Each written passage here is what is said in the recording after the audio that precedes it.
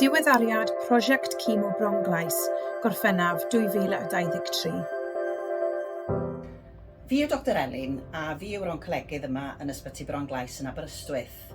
Dwi hefyd wedi bod yn rhan o'r grŵp sydd wedi bod yn gweithio dros rhai blynyddoedd nawr i greu uned newydd, penodedig, ar gyfer cleifion cancer y canolbarth Cymru. Erbyn hyn, mae'r gwaith caled yn dod i ben mewn ffordd a mae'r gwaith adeiladu yn cychwyn. Erbyn yr Hydref, mi fydd bws tenefus yn cyrraedd Ysbyty Bronglais, fel bod y gwasanaeth o rhoid triniaeth ein cleifion ni'n gallu cario ymlaen yn yr amser mae'r gwaith adeiladu yn cychwyn. Mae hyn wedi bod rhywbeth mae'r staff fan hyn wedi bod eisiau ers degawdau, dim jyst blynyddoedd.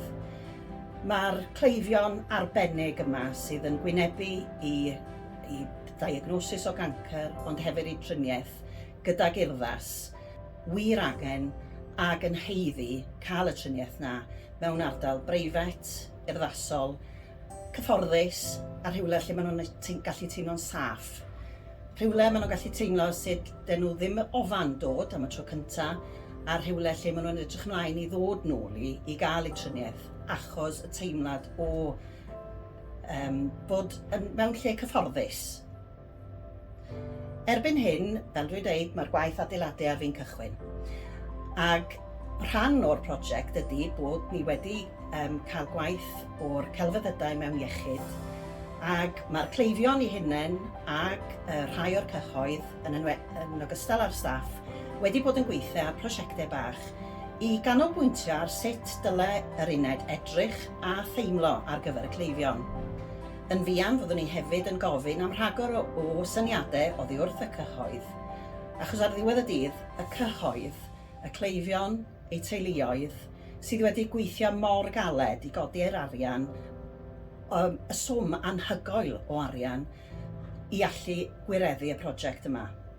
Mae'n rhaid rhoi diolch anferthol i chi i gyd sydd wedi casglu bob ceiniog a ffint mwyn gallu gwireddu y breuddwyd yma sydd gyda ni.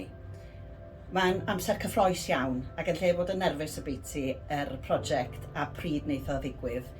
Mae'n ffantastig gwybod bod o ar fi'n ddigwydd. Diolch o galon. Diolch yn fawr. Diolch i'n cymunedau lleol, mae dros 500,000 o bunnoedd wedi ei godi i drawsnewid yr uned bresennol yn Ysbyty Bronglais yn gyfleuster modern ac addas ar gyfer y dyfodol. Y camau nesaf. Mae ein tîm prosiect ymroddedig bellach yn datblygu dyluniad technegol manwl a fydd yn sicrhau bod yr uned yn bodloni'r safonau uchaf. Unwaith y bydd wedi'i gwblhau, bydd y bwrdd iechyd yn mynd i dender yn ddiweddarach yn yr haf i benodi contractwr gyda'r nod o ddechrau'r gwaith adeiladu yn gynnar y flwyddyn nesaf.